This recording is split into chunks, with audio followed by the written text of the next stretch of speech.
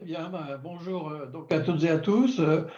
Cet atelier qui va traiter pendant 1 heure sur un thème assez intéressant qui s'appelle les clés de la pérennité des associations et fondations. Euh, je vais vous apporter quelques petites précisions sur les modalités de l'animation de notre intervention. Tout d'abord, je voudrais qu'on présente les deux animateurs. Marie-Frédérique Lordino, si tu veux bien donner quelques mots pour te présenter, Marie-Frédérique. Bonjour à tous, puis merci de vous être inscrits à cet atelier que j'espère vous apportera des informations auxquelles vous attendez. Ensuite, je me dirai simplement que je suis expert comptable, commissaire aux comptes, inscrite à l'ordre de Fort-de-France, à l'ordre de la Martinique, à l'ordre des experts comptables et aussi à la compagnie régionale des commissaires aux comptes de la Martinique. Merci Marie-Frédérique et moi-même, Philippe Gay. Je suis en métropole actuellement, puisque je n'ai pas pu malheureusement vous rejoindre cette année, pour les raisons sanitaires qu'on connaît. Je suis également expert comptable et commissaire aux comptes, membre de la commission association à la Compagnie nationale des commissaires aux comptes et également membre de la commission association au Conseil supérieur de l'ordre des experts comptables, pour lequel j'interviens conjointement dans le secteur des organismes sans but lucratif et de l'économie sociale et solidaire. Donc voilà, ce que je voulais vous proposer, donc effectivement aujourd'hui, pour animer ce thème, qui est un thème assez vaste et assez complet, nous allons nous appuyer donc sur un diaporama qui est dense, mais que nous n'avons pas voulu rogner ou modifier pour mener cette animation, parce que le diaporama fait une soixantaine de diapositives. Donc, on ne va pas animer toutes les diapositives qui vont être diffusées, mais vous pourrez récupérer ce support par la suite, en faisant la demande au Conseil supérieur de l'ordre, selon une procédure qui va vous être indiquée à la fin de la conférence. On va juste effectivement s'arrêter sur les diapositives essentielles parce que le document fait un tout assez homogène et qui pourra vous être utile ensuite, sur lequel vous pourrez revenir plus en détail concernant certaines rubriques. Alors, pour aborder ce sujet, on a 3 grandes parties et qui ne vont pas vous surprendre. Donc, effectivement, pour aborder le sujet de la pérennité des associations et l'environnement associatif dans lequel vous œuvrez certainement en tant que responsable d'association. Il y a les facteurs humains.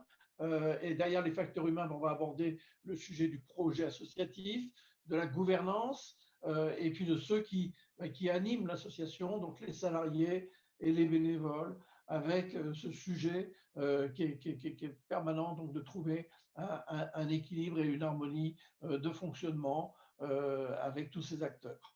Le deuxième sujet de préoccupation sur lequel on va se pencher sont les facteurs économiques, c'est-à-dire l'environnement de notre association et puis quelles sont ses modalités de fonctionnement, les ressources qui vont permettre à l'association de mettre en œuvre ses activités et de réaliser le projet associatif sur lequel on aura qu'on aura évoqué en première partie.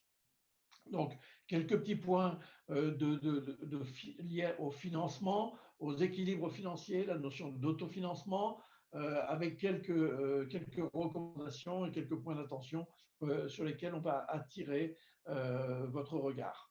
Et puis, bien sûr, une intervention un peu plus matérielle sur un outil qui est absolument indispensable dans les associations, qu'on appelle le suivi budgétaire, pour piloter votre association au quotidien. Et puis pour terminer, d'une manière assez rapide, puisqu'on est dans un contexte évolutif qui aujourd'hui est très très perturbé par une réglementation qui essaye de s'adapter aux circonstances actuelles sur la réglementation comptable, la fiscalité, les règles applicables aux frais de personnel, et puis un petit point de rappel sur une réglementation qui est en œuvre maintenant depuis quelques années, qui s'appelle le RGPD et qui concerne également les associations. Donc voilà le programme, vous voyez que c'est assez dense, et on va essayer d'agir d'une manière rapide. Juste avant d'entrer dans le vif du sujet, un constat, une enquête, quel est le moral des responsables associatifs en 2019? Et en fait, je dirais que c'était un point qu'on faisait en tout début de l'année 2020, c'est-à-dire avant que notre pays, que la France et que le monde entier ne soit touché de plein fouet, paralysé par cette crise sanitaire à laquelle on est confronté aujourd'hui. Et en fait, je dois dire, à plusieurs reprises, moi, quand je rencontrais des confrères ou des présidents d'associations au début d'année, eh bien, le moral était au beau fixe, si on peut dire. Il y avait des projets, il y avait les bilans qu'on est en train de se préparer à arrêter, les bilans de l'exercice 2019, se présentaient bien et ça permettait effectivement d'envisager l'avenir d'une manière sereine et ambitieuse. Les finances étaient toujours source d'inquiétude pour 42% des associations, parce qu'on est toujours un peu inquiet lorsqu'on reçoit des financements publics. Néanmoins, les associations pouvaient construire des projets. Le bénévolat, qui était la deuxième source d'inquiétude pour 56% des associations, mais néanmoins est toujours effectivement un souci récurrent pour les associations, parce qu'il y a du renouvellement en permanence dans l'action bénévole. Mais en fait, sur une période plutôt de moyen ou long terme, sur 8 ans, on s'aperçoit que ces chiffres étaient relativement stables. Donc, c'était une enquête qui était publiée par Recherche et Solidarité et qui démontrait que malgré ces points d'inquiétude, le paysage associatif était relativement serein et envisageait l'avenir avec certaines ambitions.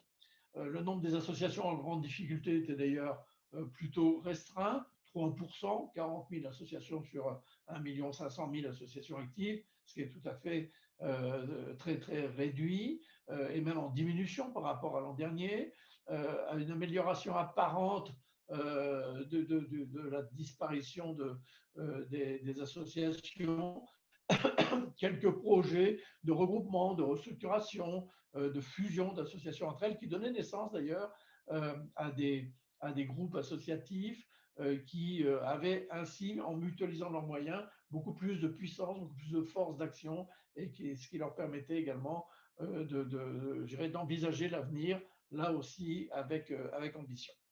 L'avenir proche était envisagé, vous voyez, de cette façon. 63% des projets nouveaux, 58% envisageaient que la situation générale était bonne pour les mois à venir, 42% étaient un peu inquiets, mais vous savez, vous êtes toujours parmi les dirigeants associatifs, des dirigeants qui sont un peu excessifs dans la prudence, ce qui est tout à fait naturel, il faut bien le reconnaître.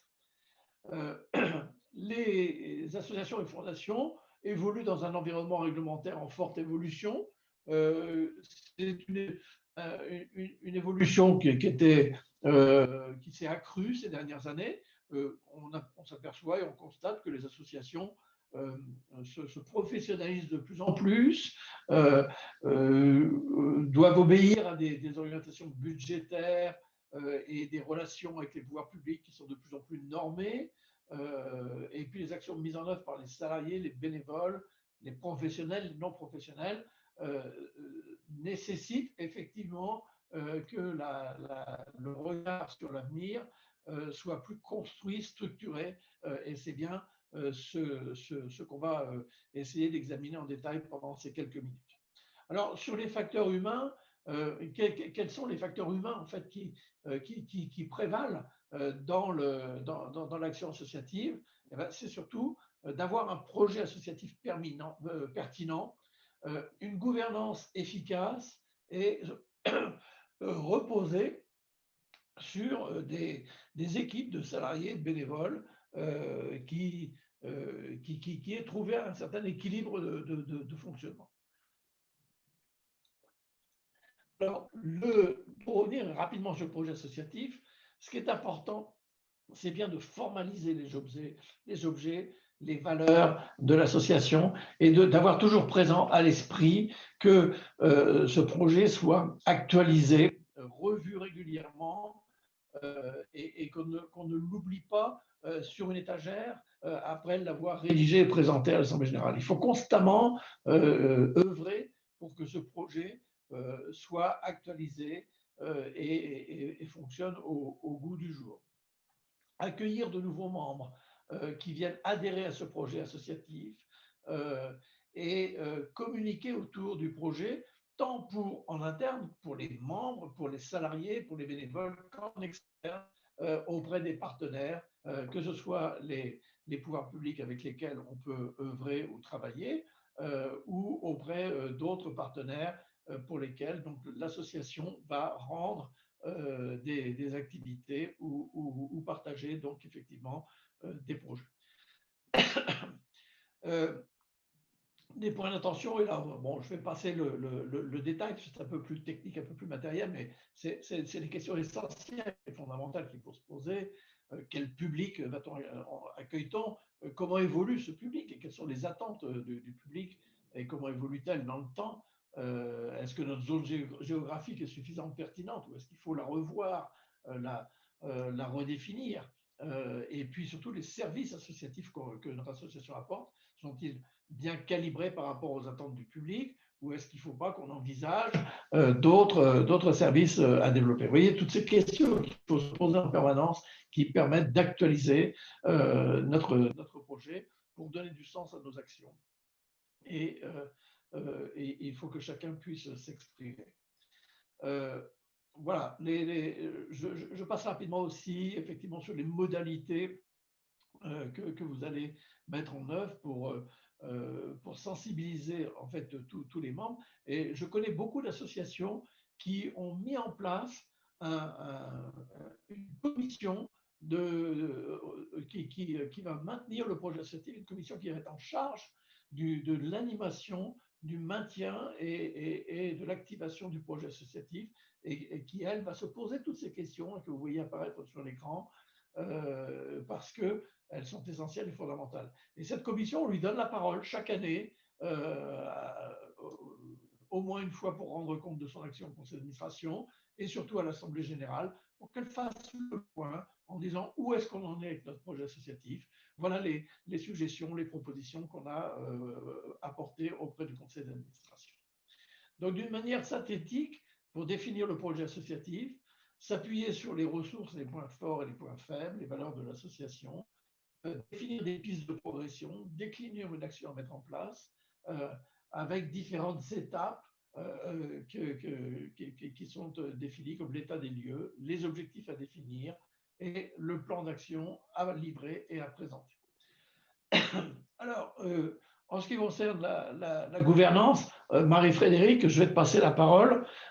Si tu veux bien je vais exposer le rôle de la gouvernance également par rapport à ces facteurs de pérennité.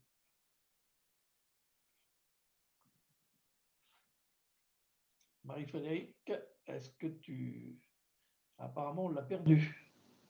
Non, elle est connectée sur son portable. Elle a eu un problème, mais il faut qu'elle appuie sur la touche combinée, là. Parce que là, je ne peux pas, je ne sais pas si je peux actionner. Non, je ne peux pas. Madame Landino, vous m'entendez? Appuyez sur l'appel téléphonique.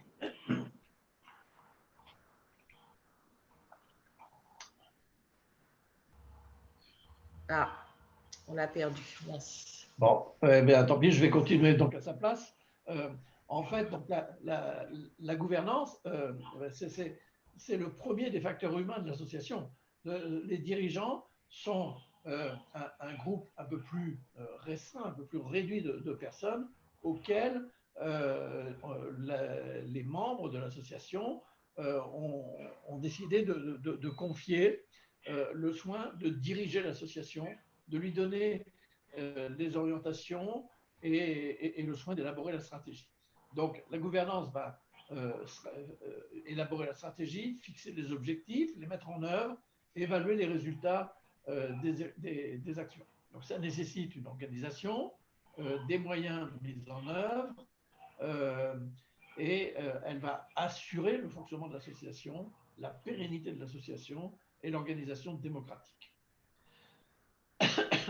Alors, quelles sont les qualités d'une gouvernance associative? Eh bien, déjà, c'est d'activer, d'animer l'équipe d'administrateurs et de responsables, parce que dans une association, le point le plus essentiel, effectivement, ce sont d'une part les élus et d'autre part des responsables salariés selon la dimension, la taille de l'association. À partir du moment où on est en présence avec des élus et des salariés, il faut que ceux-ci puissent fonctionner d'une manière harmonieuse, que chacun ait son rôle et sa position et sache où sont les limites des compétences qui lui sont, qu'on attend de lui. Donc, on doit clairement répartir les rôles entre les dirigeants et les salariés si on veut s'assurer que le fonctionnement soit harmonieux. Dirigeants et salariés ne doivent pas être en opposition, mais doivent fonctionner ensemble d'une manière harmonieuse. C'est absolument indispensable, sinon l'association ne pourra pas fonctionner. Oui. Alors, Madame Lordino est revenue, oui. Donc voilà, terminé, Monsieur Gay. Je termine juste sur les qualités de la gouvernance et je vais repasser la parole à Marie-Frédérique. Élaborer la communication financière, c'est le rôle de la gouvernance, puisque c'est elle qui va rendre compte de sa gestion auprès de l'association.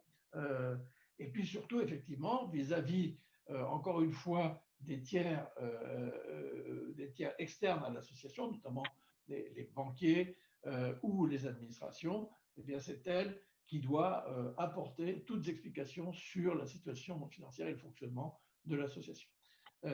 Si tu veux bien, je te laisse continuer. Oui, donc, merci Philippe. Désolé, hein, j'ai un problème de réseau là actuellement. Alors, je ne sais pas si tu as insisté déjà là-dessus, sur la nécessité d'un partage de responsabilité, parce qu'une bonne gouvernance, c'est aussi un partage de responsabilités avec la mise en place de délégations, puisque nous sommes souvent confrontés à une problématique. Il y a deux niveaux, hein, à mon avis, un niveau stratégique politique et un niveau exécutif.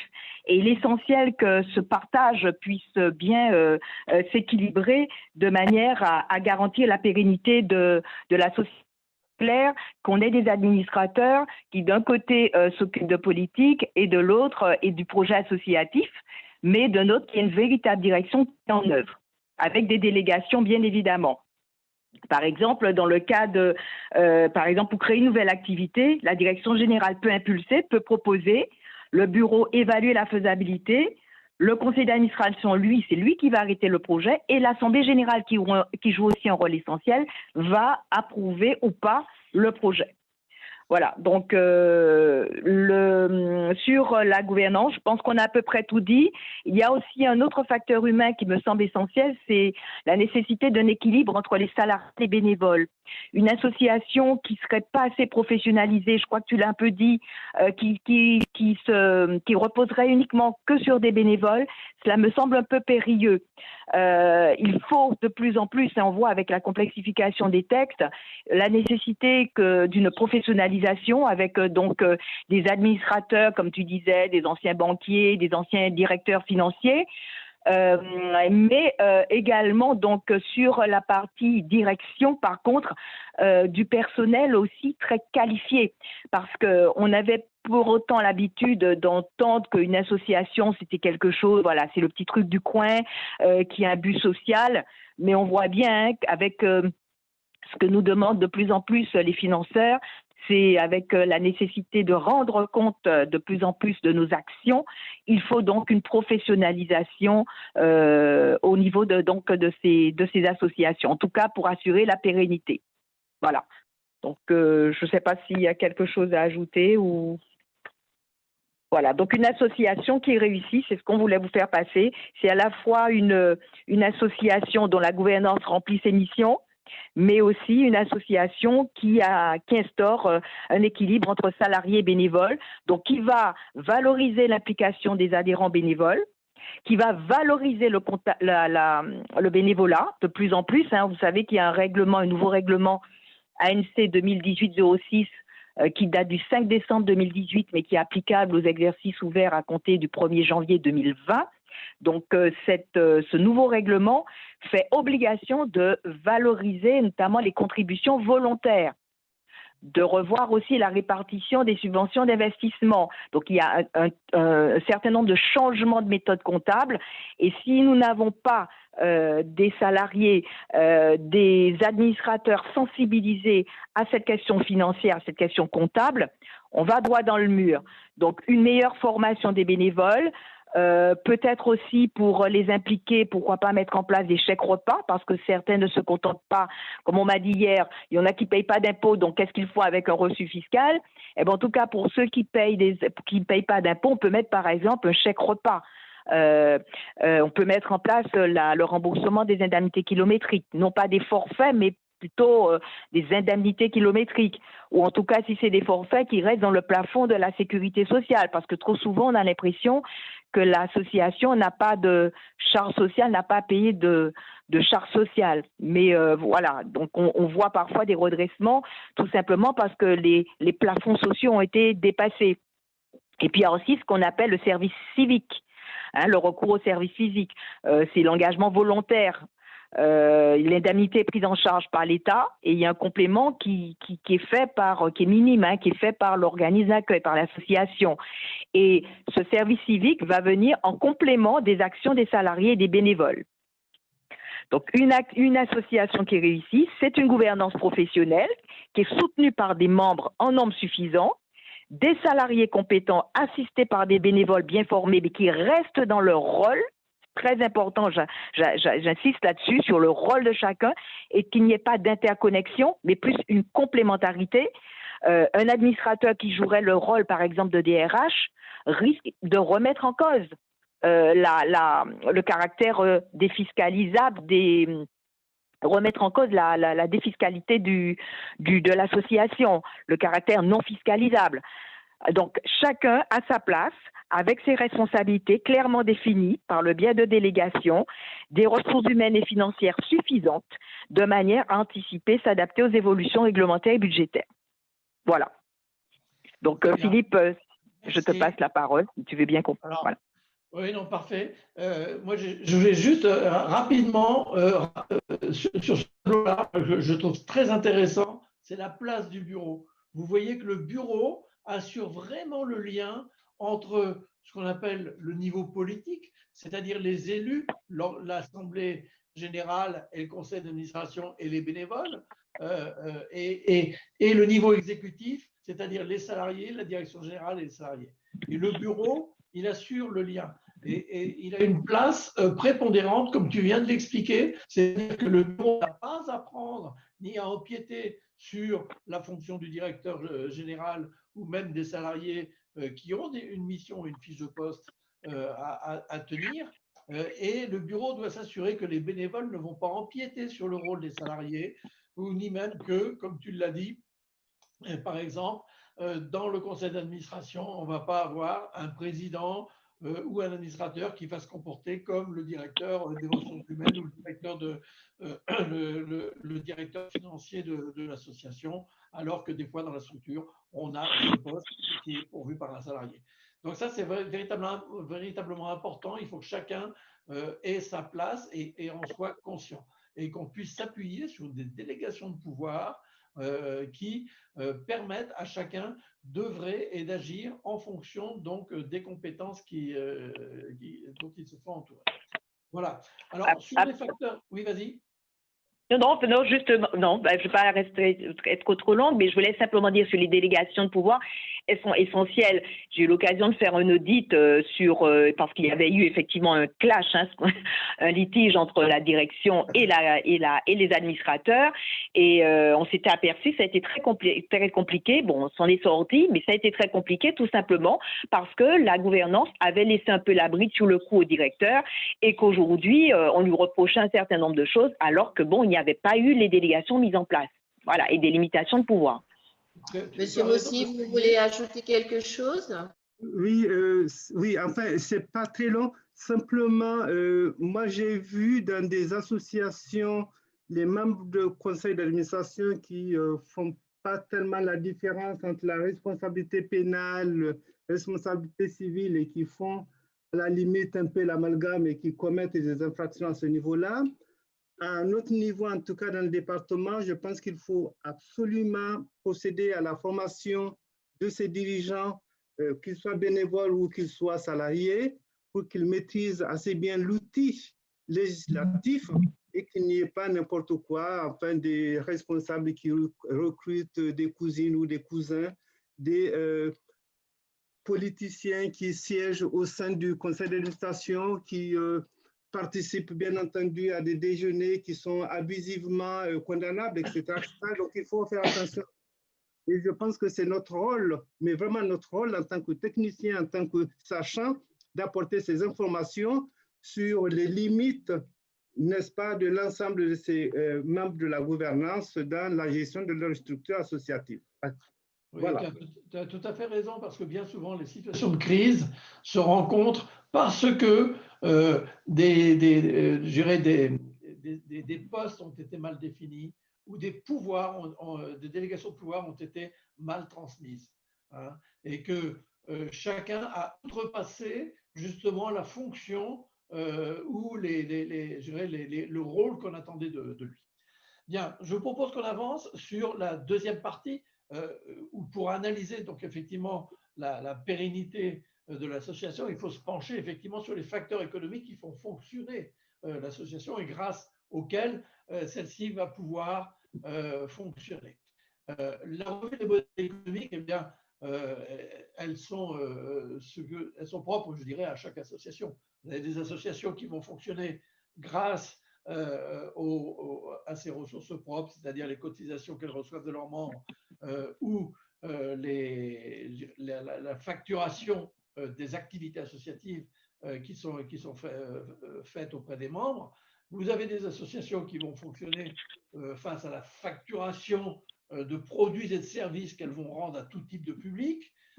Et puis, vous avez des associations qui ne vont fonctionner que sur des ressources publiques, que ce soit des subventions ou des contributions financières, parce qu'elles fonctionnent dans un système réglementé, organisé, structuré, et pour lequel elles vont donner une délégation de services publics, comme les établissements médico-sociaux, comme l'enseignement privé, comme les crèches et d'autres activités qui sont financées par les pouvoirs publics, dès lors que l'association a reçu un agrément qui lui permet d'exercer cette activité.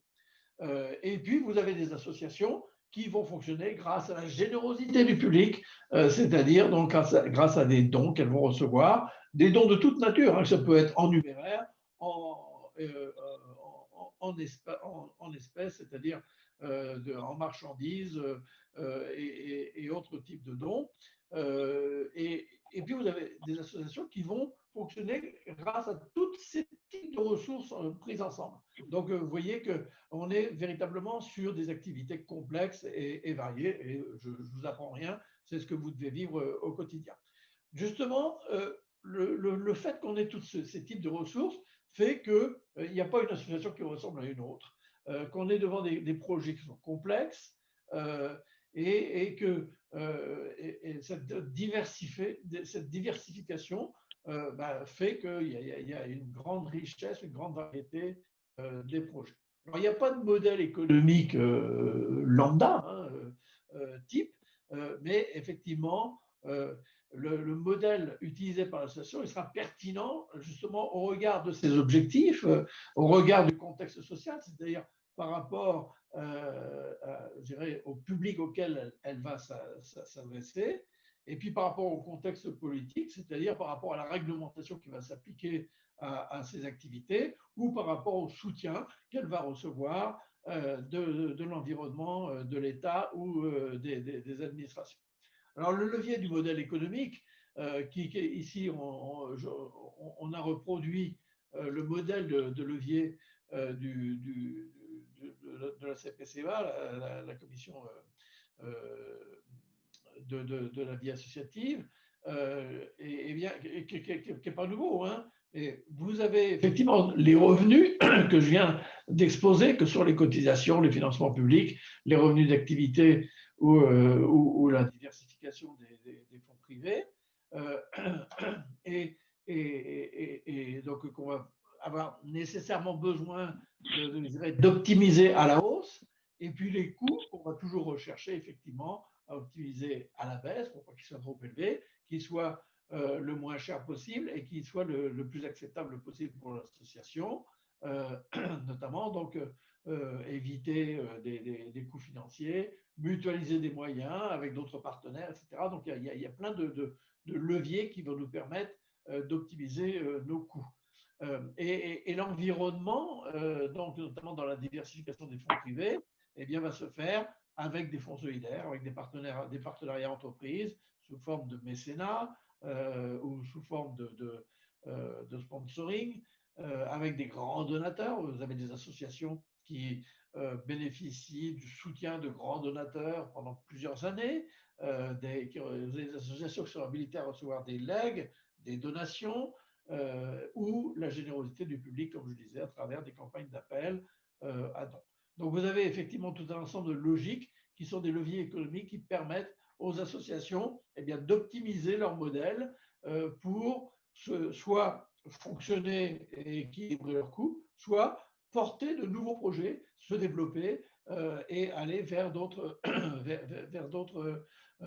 horizons, si on peut dire. Alors, il y a des modèles déterminés par leurs ressources, comme je vous l'ai dit, donc la contribution des membres, les projets d'activité, le financement des tiers. Donc ça, je vais passer rapidement tous ces tableaux que vous connaissez, que vous pourrez revoir en détail, avec à chaque fois l'intérêt donc de ces tableaux, c'est que la contribution des membres, ben, ça a un avantage, ça permet à l'association de rester autonome. La nature des produits, ben, il y a des avantages et des inconvénients, et puis ça se concrétise par des cotisations. Il y a des risques financiers faibles, de l'indépendance, on est indépendant vis-à-vis des pouvoirs publics, le développement est limité, c'est pas forcément adapté au projet associatif. Enfin, voilà, à chaque fois, vous allez avoir sur chaque nature d'activité une réflexion qui peut vous permettre de vous positionner sur l'action à mener, de dire est-ce que j'ai intérêt à développer la contribution des membres. Vous avez des associations effectivement qui prennent cette voie en disant bah, on va augmenter les cotisations, mais ça nous permet de garder notre autonomie et de ne pas aller frapper à d'autres portes. Vous avez d'autres par contre qui disent bah, nous on a un très bon savoir-faire, qu'on facture peut-être insuffisamment, qu'on ne sait pas facturer, eh ben, on va essayer de le facturer mieux ou de le vendre mieux, entre guillemets, mais là, parce que ça ne va pas nous accroître un risque fiscal, c'est-à-dire nous rapprocher plus d'un comportement d'entreprise. Donc là, pour le coup, on risque peut-être d'être taxé d'avoir des activités marchandes. Et pourquoi pas, d'ailleurs, il faudrait peut-être se poser la question, c'est pas parce qu'on va facturer de la TVA que c'est un gros mot dans le secteur associatif. Enfin, vous voyez, il y a plein de questions qu'on peut se poser. Est-ce que c'est adapté à notre secteur, l'insertion par l'activité économique, la formation, le sport, le commerce équitable? Voilà, donc les questions qu'on peut se poser sur les opérateurs de politique, qui est-ce qui va nous aider à financer nos activités? Le financement par les tiers, bah, bien sûr, le premier, ce sont les subventions publiques. Alors, quels sont les avantages, les inconvénients qui est concerné? Parce que quand on est financé par l'État, la collectivité territoriale ou d'autres autorités administratives, eh bien, on est tenu de rendre compte de l'argent, de l'utilisation qu'on va faire de l'argent. Donc, c'est, je dirais, des financements contrôlés, encadrés. Est-ce qu'on va savoir faire effectivement, donc voilà toutes les questions qu'il faut se poser, les cofinancements, donc est-ce qu'on peut partager le financement avec une autre association?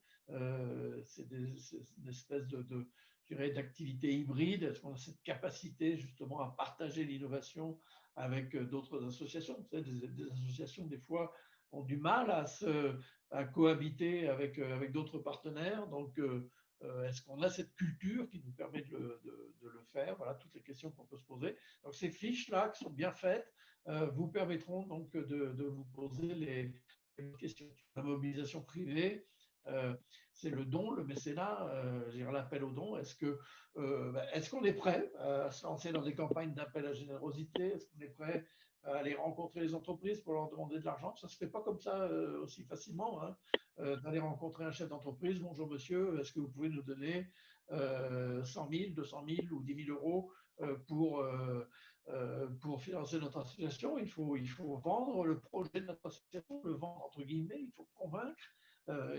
Il faut que le dirigeant d'entreprise se voit partenaire parmi vos activités associatives. Sinon, vous risquez de repartir les mains vides. Donc, vous voyez, là aussi, il y a toute une démarche de marketing, hein, c'est le terme, pour aller solliciter les fonds auprès des entreprises, par exemple, et auprès du grand public, c'est encore autre chose. Il faut savoir lancer des campagnes pour séduire et pour collecter des dons.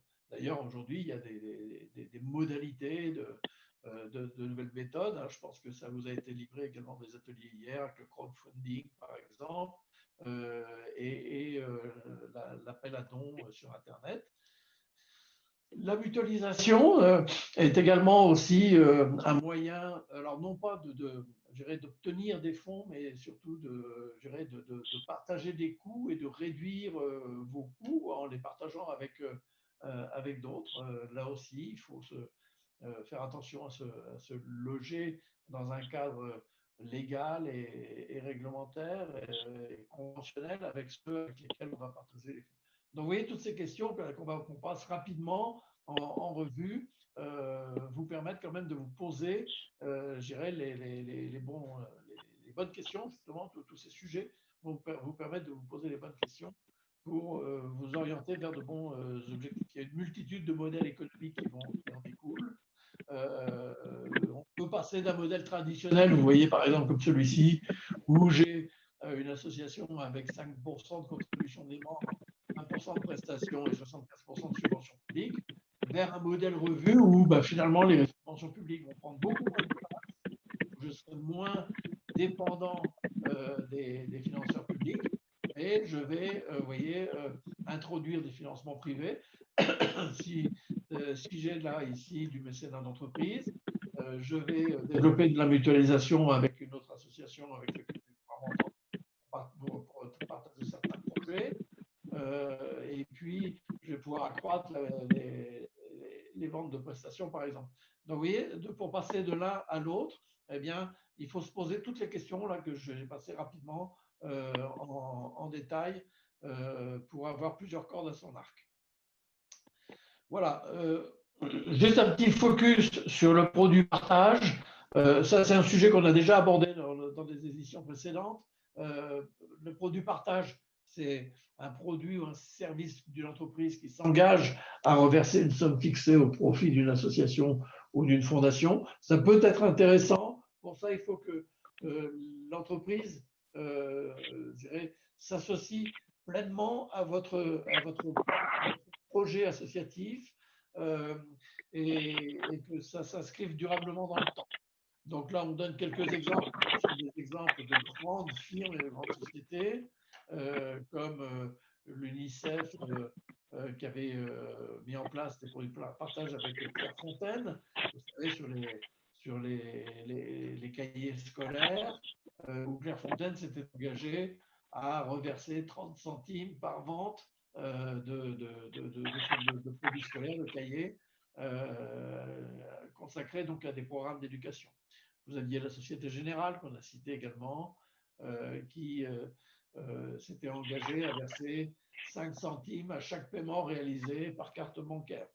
Donc ça permet comme ça à l'entreprise de booster un peu ses ventes, tout en se donnant une image sociétale significative vis-à-vis du secteur associatif, qui ne connaît pas, bien sûr, les sacs à sapin d'Handicap International, qui permettent de reverser donc, à Handicap International des sommes pour les aider donc à développer leurs activités associatives. Voilà. Donc, le bénéfice attendu par l'entreprise, c'est améliorer l'image d'entreprise, améliorer ses ventes, tout en s'appuyant sur un crédit d'impôt éventuel dans le cadre de la réglementation sur le régime fiscal de faveur du mécénat des entreprises. L'association, comme ça, avec laquelle elle a passé le contrat de mécénat, reçoit donc une somme régulière et c'est du gagnant-gagnant. Voilà, donc ça c'est la réglementation fiscale. Alors, à propos de l'autofinancement, attention à la fiscalité. Si vous voulez développer l'activité économique pour l'association, le principe, on vous le rappelle, c'est que les associations sont par essence non soumises à l'impôt sur les sociétés. Elles doivent rester dans une activité à gestion des intéressés et comme ça, elles resteront hors champ de la concurrence avec les entreprises commerciales. C'est le principe de base. Et elles doivent avoir des activités qui ne s'inscrivent pas en concurrence avec celles des entreprises. À partir du moment où elles vont avoir développer des activités qui vont être en concurrence avec celles des entreprises, eh bien, le principe d'égalité de tous devant l'impôt va les conduire à payer. Vous connaissez tous, je pense, cette démarche en 3 étapes qu'on utilise depuis une vingtaine d'années maintenant, puisque c'était l'instruction fiscale du 15 septembre 1998. Donc, vous voyez que ça fait même 22 ans qu'on l'applique. Eh bien, c'est cette démarche en 3 étapes qui est toujours en vigueur, permet de déterminer si une association concurrence sur l'entreprise et savoir si elle est fiscalisée, c'est-à-dire imposable aux impôts commerciaux, c'est-à-dire à la TVA, à l'impôt sur les sociétés au régime de droit commun et à la CFE. Voilà donc en fait, je dirais cette perspective, cette question fiscale que vous devez toujours avoir en présence. Donc je passe rapidement donc cette analyse fiscale que vous connaissez tous. Ce qui n'empêche pas, pour le rappeler ici, c'est qu'une association peut développer quelques activités concurrentielles dans la limite de 72 000 € sans avoir à payer la TVA, l'impôt sur les sociétés, la CFE. Donc, jusqu'à 72 000 €, vous pouvez effectivement avoir des activités lucratives à condition que ces activités ne soient pas prépondérantes, c'est-à-dire qu'à côté de ça, vous ayez encore beaucoup plus d'activités non lucratives. Donc, voilà, je ne vais pas développer plus parce qu'il faudrait faire un cours de fiscalité, mais voilà donc l'œil attentif que vous devez garder si vous avez des projets de développement d'activités économiques. Pour le suivi budgétaire, je vais repasser la parole, alors si elle est là. Je suis là. Marie-Frédérique, si tu veux reprendre la parole juste pour dire que bon, bah, c'est pas le tout, hein, effectivement, d'avoir des projets et de les gérer. Ensuite, il faut savoir où va l'argent et surtout ce qu'on va en faire. Absolument, tu l'as dit, un modèle économique maîtrisé et donc des outils de gestion à adapter qu'il faut mettre en place donc au sein de l'association. Alors, on a tendance à parler du suivi ou du contrôle budgétaire. C'est tout simplement la capacité à l'association d'anticiper suffisamment tôt. En général, on recommande la mise en place d'un budget 3 mois avant le début de l'année. Donc, mise en place d'un budget et qui, bien évidemment, va être confronté à la réalité, c'est-à-dire qu'on va contrôler donc l'évolution des principales dépenses et recettes de l'association, classées par nature, et puis évidemment la mise en place d'une comptabilité analytique, puisque cette comptabilité analytique va permettre d'analyser les données par secteur d'activité, voire par projet, et ce qui va faciliter le compte-rendu financier aux financeurs. Donc, je ne sais pas si on peut peut-être, comme je suis un petit peu déconnectée, je ne sais pas si on peut présenter un modèle de budget qui va… Oui, ça y est, il apparaît là. Donc, il apparaît, voilà. L'exemple de tableau de bord, oui. Voilà, donc quelque chose, vous avez bien vu, hein, quelque chose de synthétique qui nécessite donc, c'est des conseils hein, qui peuvent être prodigués, la mise en place de prévisions prudentes, très important, ne pas avoir… trop loin, enfin en tout cas trop importante, mais en tout cas des prévisions prudentes, garder une même nomenclature pour le budget et la comptabilité, un tableau de bord synthétique comme qui apparaît donc là à l'écran, et un suivi régulier. Alors, par exemple, si on prend dans le cas des produits, vous voyez qu'on a prévu des participations et des prestations d'usagers pour 32 000, hein, prévision à fin avril, on avait prévu 32 000. Et ben, depuis janvier jusqu'à fin avril, on en a pour 30 463 €, ce qui signifie qu'on est en moins en termes de réalisation de 1 537 €, soit moins 4,8%. Et à la fin de l'année, on a projeté 86 100 €. Si on continue sur cette lancée, on sera à 83 970 €. Ça signifie que nos prestations seront à moins 2 130 € à la fin de l'année, donc une insuffisance de moins 2,5%. Donc, dans le cas qu'on a pris, vous voyez bien qu'on a au niveau des produits, c'est le même problème aussi pour les subventions. On avait prévu 290 000 € de subventions à fin avril, on n'en a que 272 000. 300 000 à fin décembre, on en a, si on continue comme ça, que 290 000 qui vont arriver, soit une baisse de 3,3%. Donc, quand on a des produits qui sont en baisse de 3,1%, en face, bien évidemment, il faut voir ce qu'on fait pour les charges. Donc, par contre, au niveau des charges, on voit bien que sur des prévisions à 48 000 en fin d'année, pour les achats et charges externes, 48 000 à fin d'année, 31 décembre, eh bien, si on continue sur la lancée, on sera à 58 300, donc un dépassement de 21,5%, ce qui est énorme. Par contre, sur les salaires et charges du personnel, on sera en diminution de 3,9%. Ce qui fait qu'en compensation, entre les hausses et les baisses de charges externes, on va arriver à une économie de 1,7%. Contre une baisse de produits de 3,1%. Voilà, donc cet exercice est extrêmement important et bien évidemment, il est important de suivre mensuellement ce type d'outils pour pouvoir justement voir où est-ce qu'on peut corriger de manière à pouvoir anticiper des difficultés donc de l'association. Donc l'association doit maîtriser et suivre régulièrement son budget, anticiper son développement et donc s'organiser en conséquence. Et je rebondis un peu sur ce que tu viens de dire, Philippe, sur le problème de la fiscalité. Alors souvent, il y a beaucoup d'associations qui craignent d'être fiscalisées. Moi, j'ai envie de dire que la fiscalisation n'est pas forcément une tare. Peut-être que payer des impôts, ça peut être une bonne chose parce que simplement, on aura mis en place une diversification des sources de financement. Voilà, donc le fait d'être moins dépendant des subventions et de faire plus de manifestations qui engrangent plus de recettes, c'est pas forcément une mauvaise chose. Vendre des produits dérivés n'est pas forcément une mauvaise chose si ça doit assurer la pérennité de l'association. Donc là encore, c'est une analyse qu'il faut mettre en place avec votre expert comptable ou avec le commissaire aux comptes de façon à voir ce qui convient le mieux au niveau de l'association. Voilà. Parfait. Je ne sais pas si tu as quelque chose à… Non, ben, merci beaucoup, parce qu'il est 50. Juste pour terminer donc, sur la troisième partie, mais je vous avais dit que ce serait court, sur le suivi des évolutions donc, de la réglementation comptable, de la fiscalité et des règles applicables aux frais de personnel.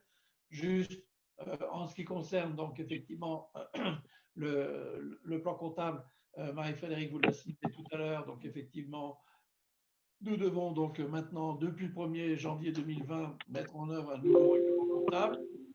Donc, soyez attentifs au passage et au changement de méthode comptable et au traitement de ces changements. J'en dirai pas plus. Et également pour les organismes gestionnaires d'établissements sociaux et médico-sociaux, un deuxième règlement qui est le 2019-04, il vient compléter le dispositif et la réforme pour ces organismes gestionnaires d'établissements sociaux et médico-sociaux. Voilà, donc sur la fiscalité, rien de très nouveau, si ce n'est qu'on a chaque année depuis ces dernières années donc, quelques petits aménagements relatifs à la réglementation du mécénat. Les produits financiers qui ont été longtemps exonérés, aujourd'hui, certains sont imposables. Et c'est vrai qu'on peut regretter aujourd'hui que l'administration fiscale n'ait pas fait évoluer ce qu'on appelle l'impôt à taux réduit pour les associations. Il est toujours à 24%, alors que l'impôt sur les sociétés, pour les sociétés commerciales, diminue d'année en année. Et c'est vrai que ça émeut un peu le monde associatif qui, chaque année, à l'occasion des lois de finances, demande à Bercy de revoir le système d'imposition sur ce qu'on appelle les impôts du patrimoine. Mais Bercy fait la sourde oreille sur ce sujet.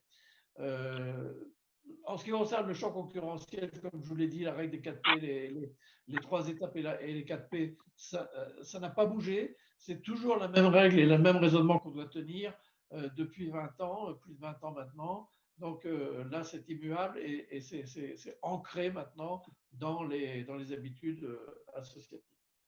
En ce qui concerne l'évolution des règles applicables aux frais de personnel, on a vécu ces derniers temps la fin des contrats aidés.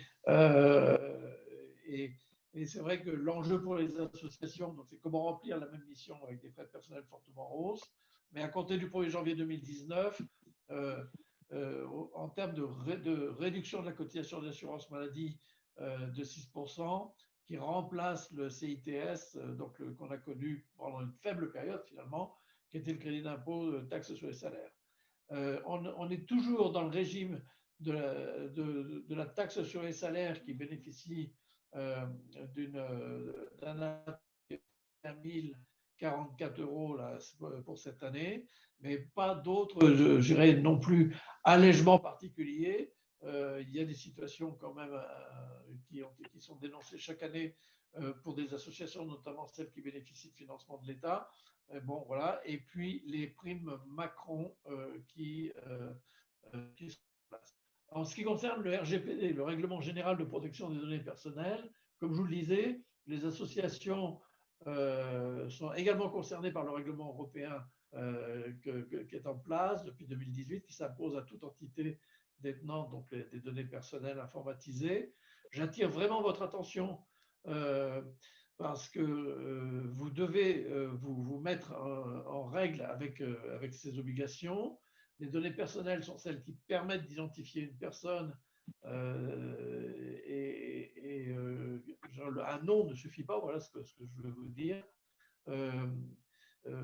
Donc ce règlement renforce les obligations de protection des données, c'est-à-dire que attention, si vous aviez jusqu'à maintenant des pratiques de vente de fichiers ou autres, donc maintenant c'est encadré, voire c'est interdit. Vous devez respecter le droit de retrait ou le droit à l'oubli, et vous devez également communiquer aux personnes concernées l'usage que vous faites des données que vous collectez auprès d'eux. C'est-à-dire que parfois, vous avez besoin, bien entendu, de collecter auprès d'eux des données personnelles pour les besoins internes de la gestion de l'association, parce que des fois, dans certaines activités, c'est indispensable, mais vous devez effectivement leur préciser l'usage que vous en faites et surtout l'interdiction que vous vous faites de ne pas les diffuser à d'autres tiers. Voilà. Et puis, l'obligation de conservation de certaines données, bien entendu, qui vont avec cette réglementation. Alors, les cas sont divers et variés, bien sûr, en fonction là aussi de vos activités. Et je pense que tous ceux qui sont concernés ont déjà dû, en tout cas, je l'espère, se pencher sur ces obligations. En guise de conclusion, donc les mots-clés de la pérennité, on l'a vu, c'est l'anticipation, notamment dans la réflexion, hein, et il faut savoir se projeter suffisamment dans l'avenir quand on veut mettre en œuvre un projet ou quand on veut faire évoluer l'association, notamment par rapport à son projet associatif. L'adaptation quand ce projet comporte effectivement la mise en œuvre de nouvelles activités avec un plan d'action structuré, avec les bonnes personnes en face, les bonnes équipes qui vont avec. Bien entendu, tout ça s'accompagne donc d'un benchmarking régulier. N'oubliez pas, ça c'est vrai que ça peut toujours être intéressant pour les associations de faire appel au mécénat de compétences. Je pense qu'hier vous avez dû avoir un atelier aussi avec les fondations d'entreprise qui ont dû vous évoquer ce sujet. Vous avez effectivement pas mal d'associations qui bénéficient de la mise à disposition de personnes qui excellent dans un domaine, qui sont très compétentes dans un domaine, qui peut être utile pour les associations pour leur permettre justement d'accompagner vos projets et de mettre en œuvre ces projets sans que ça vous coûte. Hein. Et ça, c'est parfois un recours à une forme de bénévolat ou de mécénat qui est très utile et très intéressante et attachante en plus de ça, parce que ça crée du lien entre les entreprises et les associations. Tout cela dans un contexte de veille réglementaire, parce que la réglementation change régulièrement, peut s'adapter aussi à des circonstances particulières, et donc il faut rester attentif. Pour cela, d'ailleurs, n'oubliez pas de venir nous solliciter, nous consulter. Nous, les experts comptables, les commissaires aux comptes, on est très bien placés pour vous tenir informés, en tout cas dans ce qui est de la réglementation qui touche nos activités professionnelles, au moins déjà celle-là, on peut vous tenir informés de cette évolution de la réglementation. Voilà. Et on ne terminera pas cette conférence avant de vous laisser la parole avec la publicité que nous a demandé le Conseil supérieur de l'ordre, comme d'habitude, mais aussi, c'est tout à votre intérêt, les publications de l'ordre sont nombreuses en ce qui concerne les associations. Elles sont à votre disposition. N'hésitez pas également à vous rapprocher du Conseil régional de l'ordre des experts comptables donc pour solliciter cette documentation. Vous avez effectivement un fascicule qui s'appelle l'expert en poche, qui est un jour d'ailleurs de la nouvelle réglementation comptable. Vous avez le plan de compte des associations et fondations, donc le nouveau plan de compte applicable aux associations depuis le 1er janvier 2020. Vous avez effectivement un guide d'application qui est très très bien fait, avec des fiches techniques qui sont faciles à lire et qui est une édition de novembre 2020, donc qui n'est pas encore complètement, je crois qu'elle n'est pas encore sur le site de l'ordre, mais elle va l'être la semaine prochaine. Donc c'est la première mise à jour, il a été diffusé l'an dernier en 2019, et la première mise à jour là donc qui date de 2020 et qui va être diffusée sur le site de l'ordre en version dématérialisée la semaine prochaine. Et puis, nouveau, un guide de l'établissement de l'annexe comptable des associations et fondations qui vient en complément de celui-ci, qui vient d'être publié la semaine dernière. Donc, vous voyez qu'on ne chôme pas à l'ordre des experts comptables au service des associations en termes de communication et d'outils qui nous sont utiles et mis à disposition. Il existe également, alors à l'intention de nos confrères, un dossier annuel, un dossier de travail qui a été mis à jour également en millésime septembre 2020, qui comporte le dossier annuel, la mission de présentation des comptes des associations loi 1901. Et puis régulièrement, donc nous publions donc tous les trimestres une lettre actu expert association, où là vous avez donc les facsimilés donc des deuxième, troisième trimestres. Nous avons eu l'occasion d'écrire à plusieurs mains des articles sur le thème de la réforme comptable dans Juris Association, le numéro 602, qui a été publié donc dans le courant de l'année 2020, je crois qu'il doit être daté de juillet 2020, donc sous l'édito de Chakib Afiani, qui présidait donc le comité de secteur non marchand du Conseil de l'ordre lors de la précédente mandature. Voilà, et puis avec également un article spécial sur les secteurs médico-sociaux. Voilà, donc vous savez tout, et nous avons des outils également d'autodiagnostic qui sont à votre disposition. Sachez que ça existe. On vous remercie de votre attention et peut-être, donc là maintenant, je vais rendre la parole. Je ne sais pas si Suzy, tu veux piloter les questions. Oui, ben, déjà peut-être Monsieur Mossy, qui est président de l'ordre, veut-il faire la conclusion? Il faut ouvrir ton micro. Djibo, ouvre ton micro.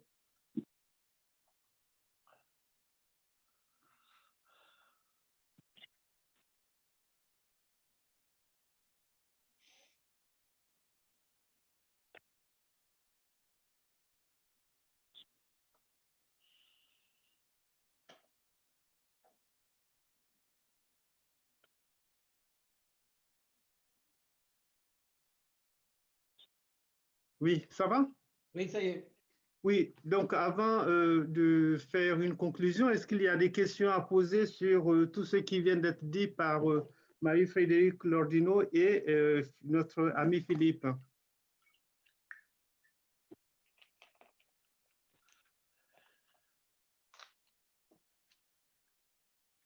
Vous ne m'avez pas entendu? Ici. Comment? Ça veut dire que tout le monde a tout compris, que c'était très clair. Ah, mais c'est parfait.